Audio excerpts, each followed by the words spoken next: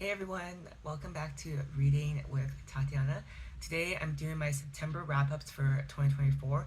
I was able to finish 4 books this past month. I actually will be finishing a 5th book, but I'm going on vacation for half of October, so I'm pre filming this wrap up and I haven't finished that book yet, so I'm going to add it to my October wrap ups. So I'll just focus on the 4 that I have read as of today, which is September 24th. So I had a pretty good reading month. All my books were a 4 or 5 out of 5.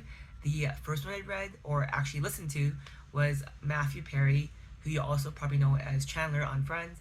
I listened to his biography called Friends, Lovers, and a Big Terrible Thing. And a big terrible thing he refers to in the title of his book is his addiction. And I really recommend listening to this audiobook if you're interested in learning more about Matthew Perry and his life, or if you watch Friends. He also did a bunch of other things, but even himself acknowledges that Chandler was kind of like his big thing in his life that really kept him tethered to like reality and having all these connections. This book was really hard to listen to. I think it would have been hard to listen to prior to his death, but now knowing that he died a year ago and he died, as news is coming out that maybe it was a suspicious death, that people close in his life was taking advantage of his addiction and he died from mismanagement of ketamine. Just this biography just makes it more sad to listen to. And like, even though this is Matthew Perry's memoir about his life, to be honest, I really feel it's a book about addiction, and Matthew Perry is the side character. I never really read such, or never listened to someone talk about addiction where like basically every facet of his life comes back to his addiction or frame around his addiction, and it just makes me really sad. I feel like you cannot not listen to this book and give it a 5.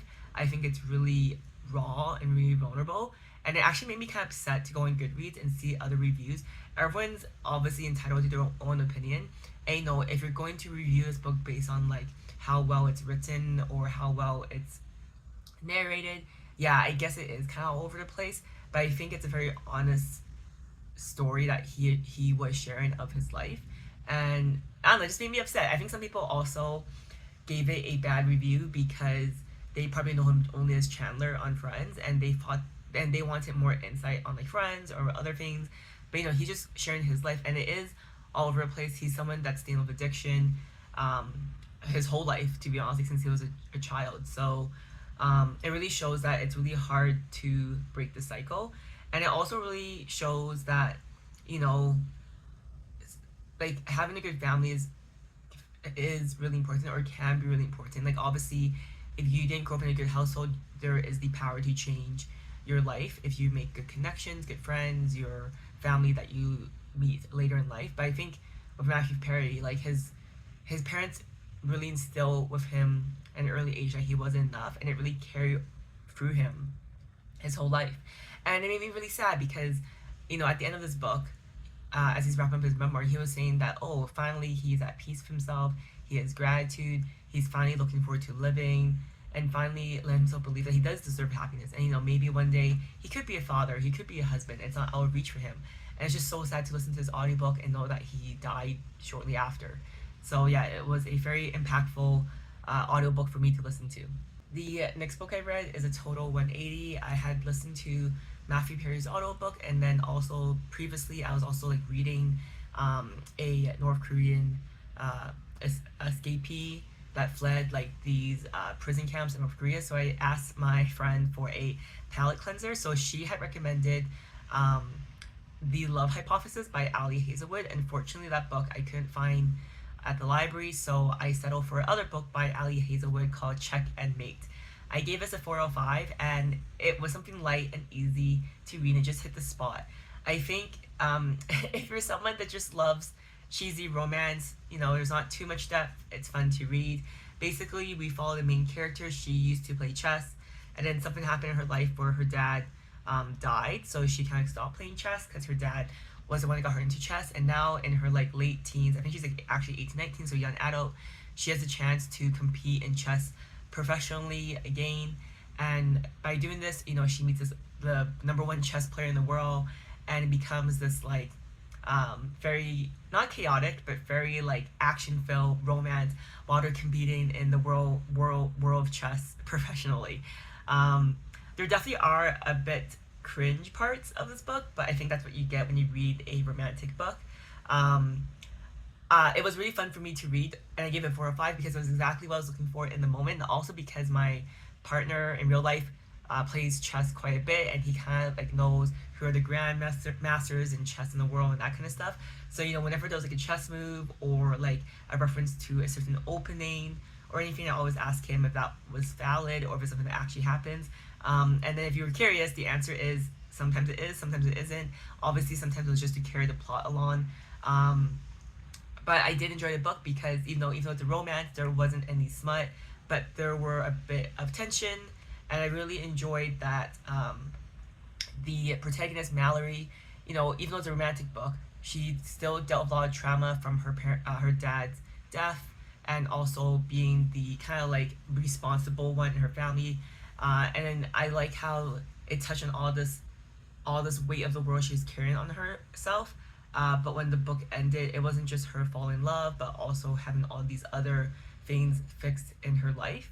So I like how it focused not just on a romantic relationship, but also your family relationships, relationships with your friends, and relationships that are platonic with people around you. So I really enjoyed this book. I think if you are a romance reader, you would definitely like it. If you're not a romance reader like me, you would still enjoy it, I think.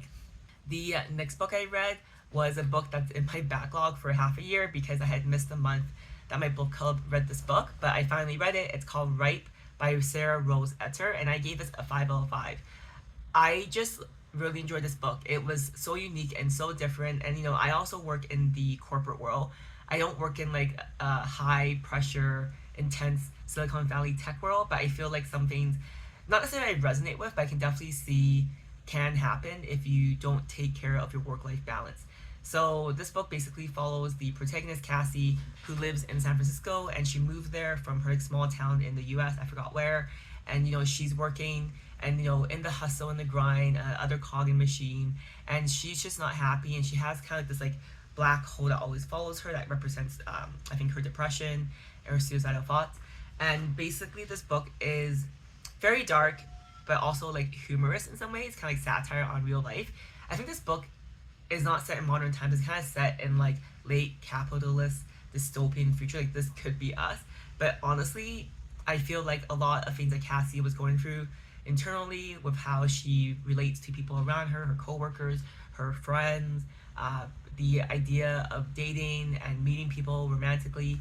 I think a lot of people do struggle with in society today, and it was just really sad. And like seeing Cassie be a passenger and be her fake self versus her real self, and how there was a disconnect. I think a lot of people can relate to this if they are feeling stuck or unhappy in their life. So it was really exhausting to read, but I also couldn't stop reading because I had hoped that Cassie would maybe have this realization or have this opportunity to change her reality. I really enjoyed it, and it's really sad. And I think everyone should read this book if they are feel like they're in a rut or struggling with their life, and maybe it's gonna be a wake up call for you.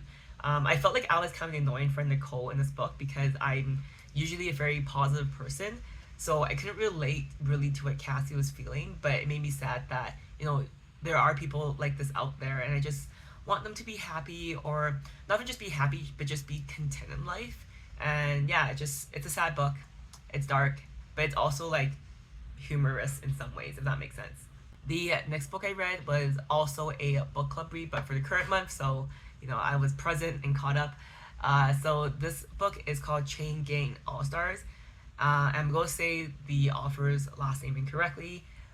It's by Nana Kwame Adjei-Brenyah, and I gave this a 4 out of 5. This is a book that is very unique, the premise of it.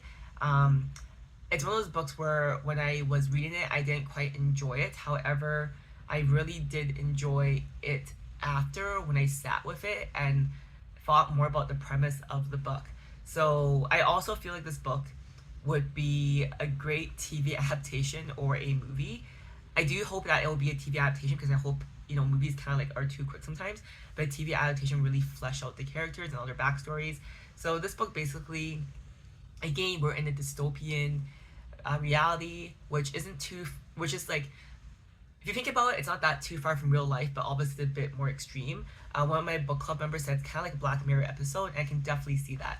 So basically, in this like future but not too far distant dystopian reality, people who in America go to prison, they're given the opportunity to sign up for this 3 year program in CAPE. I forgot what CAPE stands for, but basically, it's a 3 year program where you then become a athlete or a warrior in this game, and basically you are broadcasted on TV to fight another prisoner that also signed up for this 3 year program, and you're fighting to death. So if you win, you survive. If you die, you're dead.